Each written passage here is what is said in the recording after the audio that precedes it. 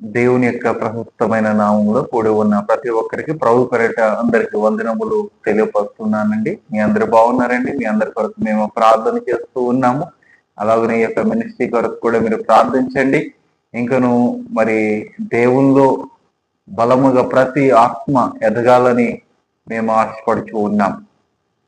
అయితే ఈ యొక్క సమయమందు వాక్యంలోనికి వెళ్ళక మునుపు ఒక పాట మనం పాడుకుందాం. ఆకాశమందున్న సీనుడా నీ తట్టు కనులేతుచున్నాను, నేను నీ తట్టు కనులేతుచున్నాను. ఆకాశమందున్న ఆసీనుడా నీ తట్టు కనులేతుచున్నాను, నేను నీ తట్టు కనులేతుచున్నాను. కరుణించుమా యేసు కాపాడుమా, నీ తట్టు కనులేతుచున్నాను, నేను నీ తట్టు కనులేతుచున్నాను. దేవునికి మహిమ కలుగును గాక. పరిశుద్ధుడ ప్రేమల తండ్రి యేసయ్యా నీకు వందనాలు. ఇదిగో ప్రభువ, గడిచిన దినములన్నీ ఆయన చక్కటి రీతిలో మమ్మల్ని సజీవ లెక్కలో ఉంచి నీ యొక్క నామ మహిమార్థంలో ప్రభువ మమ్మల్ని వాడుకుంటూ నిన్ను మహిమపరచడానికి మమ్మల్ని మీరు సిద్ధము చేస్తూ ప్రభువ వాక్య పరిచయంలో ఇంకాను ఉదక స్నానము చేయటానికి మాకు ఇచ్చిన ఈ యొక్క రోజులు బట్టి నీకు వందనాలు.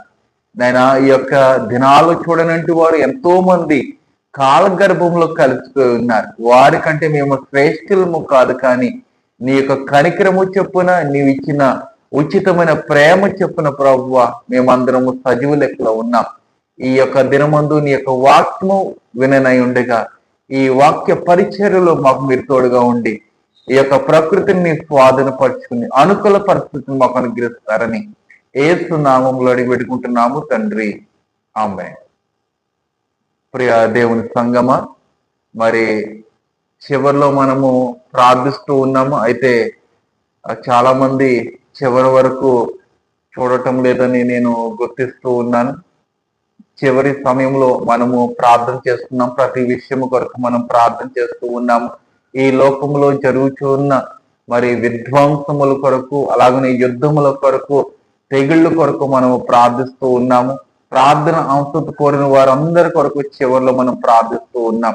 అయితే మరి మొదటిగానే నేను తెలియజేస్తూ ఉన్నాను, కొన్ని ప్రాంతాల్లో వరదలు వస్తూ ఉన్నాయి.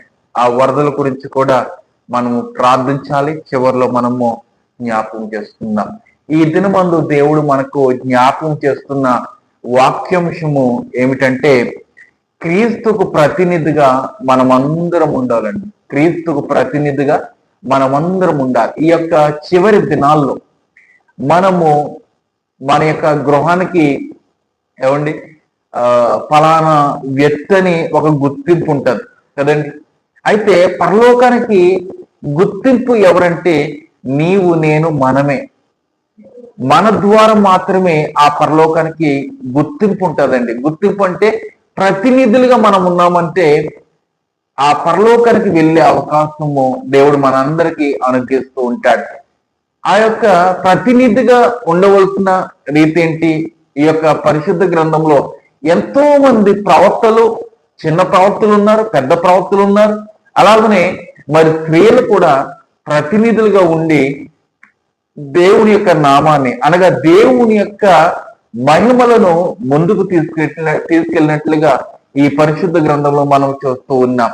అయితే ప్రాముఖ్యంగా ఈ యొక్క నేడు దినమందు మనం జ్ఞాపకం చేసుకుందాం. సమయం ఉంటే మరి మోషే గారు మనం జ్ఞాపకం చేసుకోవాలి. అలాగనే బాప్తిసం ఇచ్చి యోహాను గారు, అలాగనే ప్రాముఖ్యంగా ఇంకను యేసు ప్రభు గారు ఆ రాజ్యము విడిచిపెట్టి, అనగా ఆ పరలోకము విడిచిపెట్టి మానవుల కొరకు, నీ కొరకు, నా కొరకు, మనందరి కొరకు మరి ఆ యొక్క సింహాసనం విడిచిపెట్టి ఈ లోకానికి వచ్చి ఉన్నాడు. ఎందుకంటే మరి ఆయన ఆ పరలోకంలో ఉన్న మన యొక్క పరమ తండ్రి, ఆయన యొక్క లోకానికి తన యొక్క అద్వితీయ కుమారుణ్ణి పంపించినట్లుగా యోహాను సువార్త 3వ అధ్యాయం 16వ వచనంలో మనము చిన్ననాటి నుండి మరి అది జ్ఞాపకం చేసుకుంటూనే ఉన్నాం.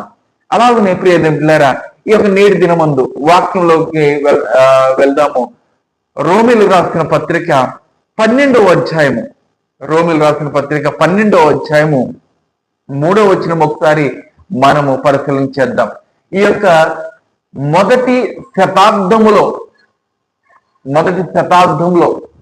దేవుడు ఎన్నుకున్న గొప్ప సేవకుడు ఎవరంటే అపోస్తుడైన పౌలు. అపోస్తుడైన పౌలు ద్వారా ఎన్నో పత్రికలు రాయబడి ఉన్నాయి. అలాగనే మరి ఎన్నో ప్రాంతాలు కూడా ఆయన తిరిగినట్లుగా మనం చూస్తూ ఉన్నాం. ఆయన సేవ ఎంతగానో గణనీయముగా చేస్తున్నాడు. అపోస్తుడైన పౌలు వంటి జీవితాలు మేము అనుభవిస్తూ ఉన్నాము, అపోస్తుల యొక్క బోధన మేము చేస్తున్నామని చాలా మంది ఈ యొక్క నేటి దిన సేవకులు అంటూ ఉన్నారు. అపోస్తుడైన పౌలు చేస్తున్న సేవలో కొంతైనా కూడా మనము చేయలేని స్థితిలో ఉన్నాం. ఆయన ప్రతినిధిగా ఉన్నాడు, దేవునికి ప్రతినిధిగా ఉన్నాడు. ఎందుకంటే దేవుడు ఆయనకు ప్రత్యక్షమై, దేవుడు అతనికి ప్రత్యక్షమై ఆయనతో మాట్లాడి ఉన్నాడు. ఆయన యొక్క స్వరాన్ని దేవుడు విని ఉన్నాడు. ఈ నేటి దినాల్లో చాలా మంది సేవకులు అంటూ మాట ఏంటంటే, దేవుని యొక్క స్వరము నేను విన్నాను, దేవుని నేను చూస్తూ ఉన్నాను, అందుకనే సేవలకు వచ్చి ఉన్నాను. ఆ యొక్క సాక్ష్యములను అబద్ధపు సాక్ష్యములుగా పలకొద్దు. కానీ ఒకవేళ దేవునికి సేవ నేను చేయాలని ఆశపడుతూ ఉన్నాను, అందుకని దేవునికి సేవలకు వచ్చి ఉన్నాను. ఆ యొక్క దినాల్లో పౌలు చేసిన సేవ లాంటి సేవలో నేను కూడా చేయాలని తాపత్రయం పడుచు ఉన్నానని ఆ మాట ద్వారా ముందుకు వస్తే దేవుడు ఎంతగానో సంతోషిస్తూ ఉంటాడు.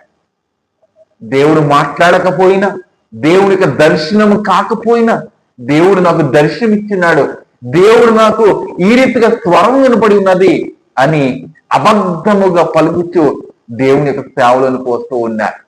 దేవుడు కూడా అన్నాడు కదండి, గొర్రె చర్మం కప్పుకొని వారు తోడేళ్ళు ఉన్నారు, సంఘములో చొరబడుతూ ఉన్నారు. సంఘంలో ఉన్న మరి విశ్వాసులను కూడా అవిశ్వాసులుగా తయారు చేస్తున్న వారు ఎంతో మంది సేవకులు మన మధ్యన ఉన్నారు. రోజు రోజుకేనండి ఏమండి వందలాదిగా పుట్టుకొస్తున్నారు, వందలాదిగా మరి సంఘాలు ఏర్పడుతూ ఉన్నాయి. నిజమైన సంఘం ఏదో, అబద్ధపు సంఘం ఏదో ఈ యొక్క లేఖనాల ద్వారా మాత్రమే మనం చూడగలం. ఏమండి ప్రతి ఒక్కరు 6 దినాల్లో దేవుడు కష్టపడమన్నాడు కాబట్టి మరి కష్టపడుతూ ఉన్నాం. కొంతమంది అయితే 24 గంటలు కష్టపడుతూ ఉన్నారు.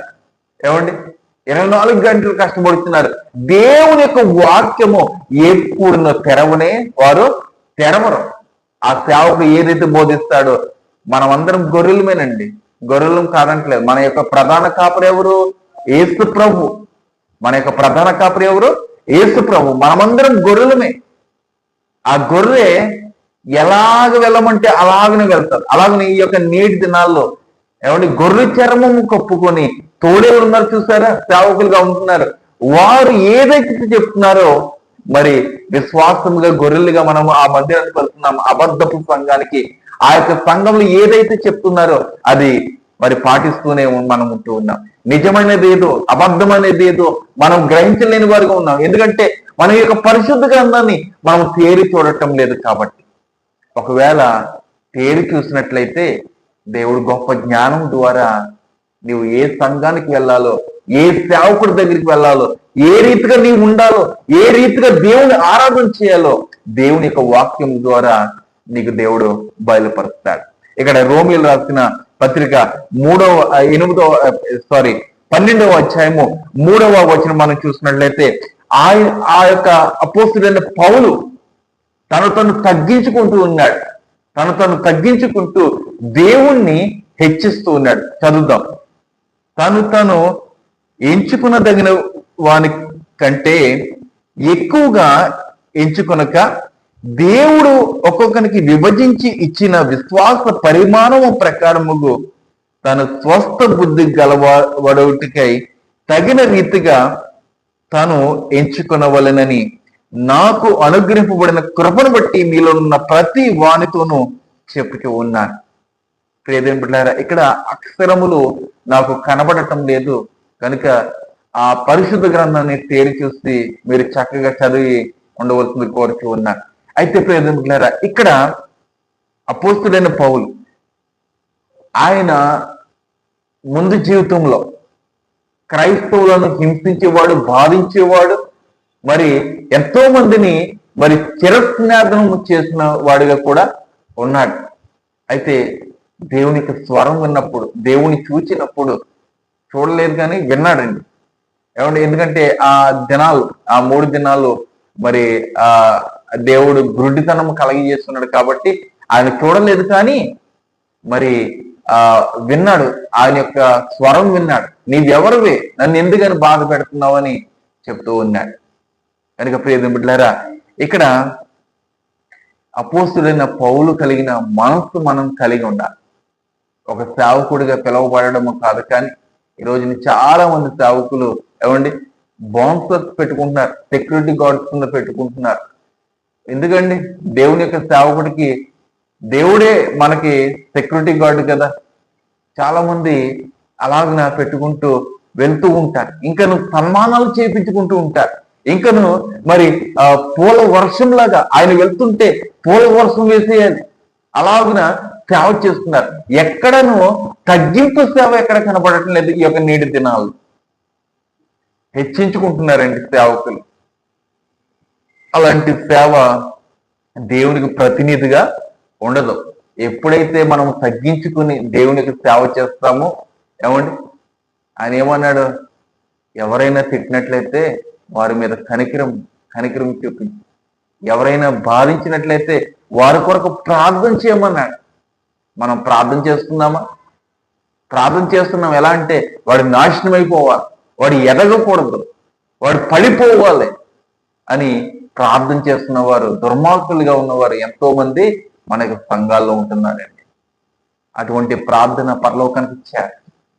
అటువంటి ప్రార్థన నీవు చేసినట్లయితే మొదటిగా నీవే పడిపోతావు. దుష్టుడు ఎలా ఉన్నా ఆ ప్రక్కన ఉంచండి, మొదటిగా నీవు పడిపోతావు. అటువంటి ప్రార్థన దేవునికి సన్నిధానంలో చేసినట్లయితే. కనుక ప్రియమిత్రులారా, జ్ఞాపకం చేసుకోండి, సంఖ్యాకాండంలో దేవుడు అంటున్నాడు మోషేని సాత్వికుడు. ఎందుకంటే ఆయన దేవునికి ప్రతినిధిగా నడిచాడు. ఏమండి? ఇజ్రాయేల్ ప్రజల్ని ఐగుప్తు ప్రాంతం నుంచి రప్పించున్నాడు. ఐగుప్తు ప్రాంతం నుంచి ఆ యొక్క గొప్ప తెగుళ్ళు అక్కడ పెట్టి ఏమండి దేవుణ్ణి ఆయన గణపరుచున్నాడు, ప్రతినిధిగా ఉన్నాడండి. ఈరోజు నీవు నేను ప్రతినిధులుగా ఉంటున్నావా? దేవుడు ఇచ్చిన మరి ఆ యొక్క ధనాన్ని బట్టి, మనకిచ్చిన ఆ యొక్క సౌభాగ్యాన్ని బట్టి, మనకిచ్చిన మరి ఆ ఉద్యోగాన్ని బట్టి, లేదంటే జీవితాన్ని బట్టి మనము దేవుడికి ప్రతినిధిగా ఉంటున్నామా? లేకపోతే నా స్వంతముగా నేను సంపాదించుకున్నానని మరి గర్వముగా ఉంటూ ఉన్నావా? నిన్నటి దినమందు మనం జ్ఞాపకం చేసుకున్నాము కదా, గర్వంగా ఎవరు నడిచారు? నెబుకద్నెజర్ అనే రాజు. మరి ఆ దానియేలు గ్రంథము 4వ అధ్యాయము ఆయన యొక్క సాక్ష్యంతో కూడి ఉన్నదండి. దేవుని స్తోత్రము కలుగుగాక. ఒక అన్యుడి యొక్క జీవితము ఈ యొక్క పరిశుద్ధ గ్రంథంలో ఒక అధ్యాయంగా మనకు కనబడుతూ ఉన్నది.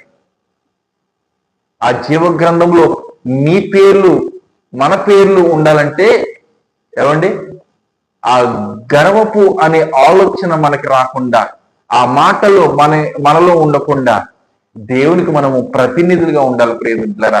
అప్పుడే జీవ గ్రంథంలో మన పేర్లు చెక్కబడతాయి. దేవుని స్తోత్రము కలుగుగాక. ఆయన సాత్వికుడని దేవుడు స్వయంగా చెప్తూ ఉన్నాడు.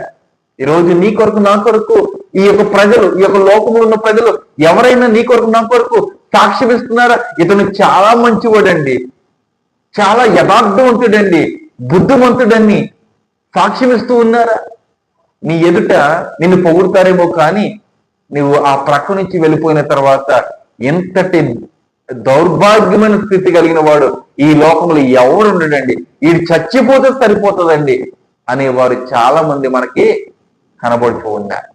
కనుక సాత్వికుడు, బుద్ధిమంతుడు, ప్రేమ కలిగిన వాడు, కనికరం కలిగిన వాడు, దయ కలిగిన వాడు అని ఒక సాక్ష్యం కలిగి ఉండాలని ప్రభుపేట నేను మిమ్మల్ని కోరుచున్నాను. అలాగనే యోహాను సువార్తలు మనం చూసినట్లయితే ఇక్కడ యోహాను సువార్త 3వ అధ్యాయము 30వ వచనములో ఆయన భక్తుడైన బాప్తిస్మం ఇచ్చి యోహాను చెప్తున్న మాట ఏమని చెప్తున్నాడు? ఆయన యొక్క చెప్పులు మోయడానికి కూడా నేను అర్హుడు కాదు. ఆయనే గణపరచబడాలి, నేను తగ్గించబడాలని ఆయన తగ్గించుకుంటూ ఉన్నాడు.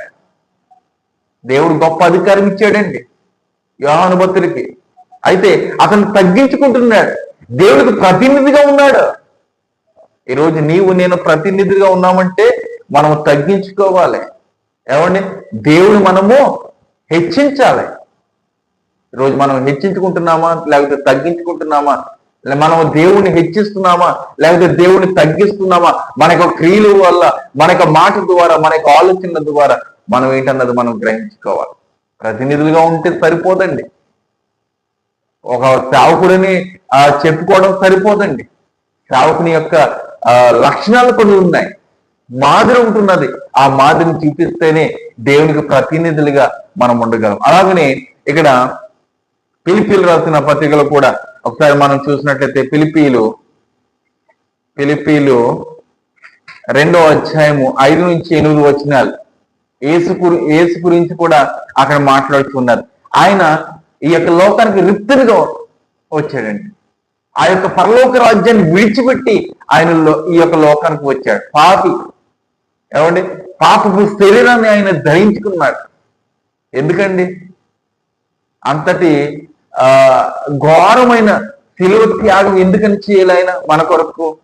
ఎందుకంటే ఆయన తండ్రి యొక్క మాట విన్నాడు. ప్రతినిధిగా ఈ యొక్క లోకానికి వచ్చి ప్రతి ఒక్కరి పాపములను తన యొక్క రక్తం ద్వారా మరి కడిగి వేస్తున్నట్లుగా మనం చూస్తూ ఉన్నాం. ఇంకా పాపం చేస్తున్నావా? పాపం చేస్తూ చేస్తూ ప్రభువు నన్ను క్షమించు అంటున్నా. మళ్ళీ క్షమించిన తర్వాత మళ్ళీ పాపం చేస్తూ ఉన్నాం. ఎంతకాలము ఇలాగన నీవు ఉంటావు? దేవునికి ప్రతినిధిగా మనము ఉండకూడదా? ప్రతినిధులుగా మనము చిరకాలము అనగా మనం జీవించినంత కాలము, మన యొక్క ఊపిరి ఆగిపోయినంత వరకు ఆయనకు ప్రతినిధులుగా ఉన్నట్లయితే దేవుడు మన యొక్క కుటుంబాలను, మనలను, మన యొక్క ఉద్యోగాలను, మన యొక్క బిడలను, మనకిచ్చిన మరి ఆ యొక్క ఆస్తులను, ప్రతి దానిని దేవుడు ఆశీర్వదిస్తాడు నీవు దేవుడికి ప్రతినిధులుగా ఉన్నట్లయితే. ఈ రోజున ప్రియ దేవులారా, మన వాక్యాన్ని ధ్యానించడమే కాదు కానీ, వినడమే కాదు కానీ, విని దానిని ఆచరణలో పెట్టాలి. దేవుని స్తోత్రము కలిగారు. ప్రియ దేవులారా, ఈ యొక్క నేటి దిన ముందు తెలియజేసిన ఈ యొక్క వాక్యము ప్రతి హృదయాలకు తాకి ఉన్నదని నేను నమ్ముచున్నాను. ప్రతి హృదయము మార్పు చెందాలని నేను కోరుచూ ఉన్నాను. అటువంటి ధన్యత మనమందరము పొందుకునుగాక. ఆమేన్. ప్రార్థించుకుంటాం.